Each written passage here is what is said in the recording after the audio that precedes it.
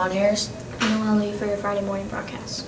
Please stand for a moment of silence followed by your pledge of allegiance.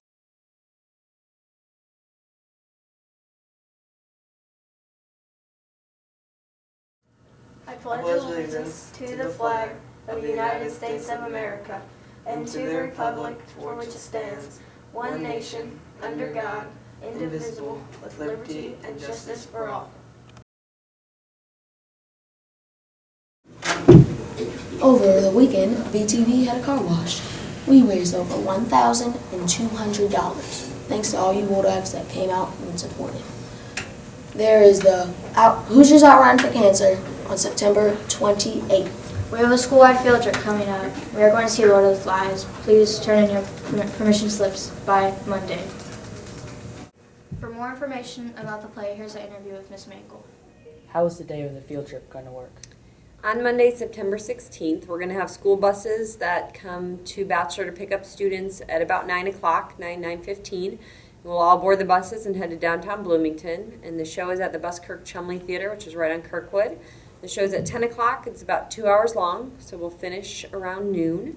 And then the buses will bring us back here. And we'll have a little bit late lunch, but we'll still have an A and B lunch. So that's why students either need to bring a sack lunch from home or we'll have a sack lunch from the cafeteria. But the actual lunch lines will not be open. So everybody will be eating some form of a sack lunch. And then we'll have an adjusted schedule at the end of the day too. So you probably won't go to all of your classes, but we'll give you more details about that when we get closer to the trip. Why are we going to the play?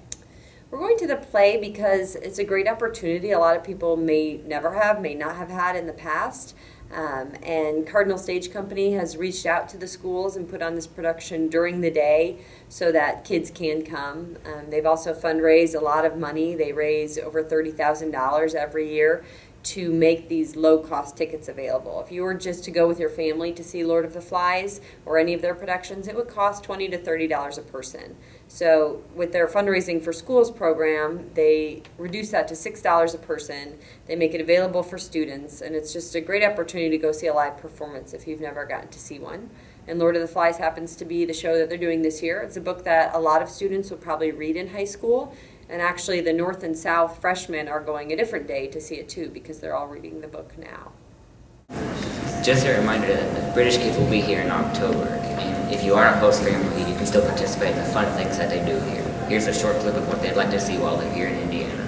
I'm very excited because I've never been somewhere really far away, like to a different country that's completely different to ours. Are you excited to come to America? Yeah, because of Halloween, because apparently it's like really, really big and it's quite scary as well. Definitely the football and any type of sports. I want to go to Walmart as well and just see how you do things in your everyday life and your school. I want to go over and go to Walmart and look at all like the shopping places and destinations there. I would like to go to Indianapolis, the racetrack there, which looks really cool. I'd like to see the schools and how they compare to the schools over in England and what they do differently to us. I'd also like to see what they eat and have a lot of that as well because I'm very hungry. Also remember to dress appropriately. Here's an interview with Mrs. Davidoff about the dress code. Why is there a dress code? Why is there a dress code? Because this is a place of business. When you dress for business, when you dress for work, you need to dress not professionally, but it's not the beach. It's not a sports arena. You need to dress appropriately for your work. Can you give us some tips for following dress code? Yes, look to your teachers. They are dressed appropriately. And probably another good way to dress is just look at yourself in the mirror in the morning and say, will Mrs. Davidoff get me in the morning when I'm walking around? And if the answer is yes, then probably you should save that for the weekend. Hi, I'm Cassidy. And I'm Sarah. And this is your weekly sportscast. The 7th grade football team was beaten by Columbus Central on Tuesday. And so is the 8th graders, but they put up a good fight. Cross country outran Jackson Creek, St. Charles, and Lighthouse. Both teams are now 3-0. Great job, Bulldogs. On to an interview with some football players.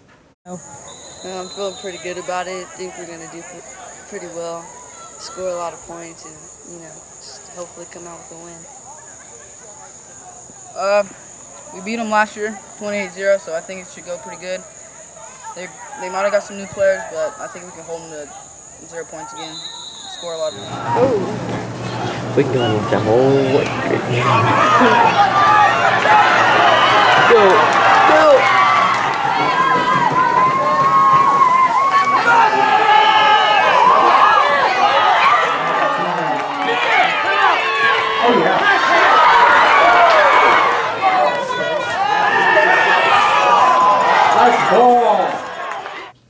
Hi, I'm Thomas Mahan with this week's Brain Trainer question. First, the answer to last week's question.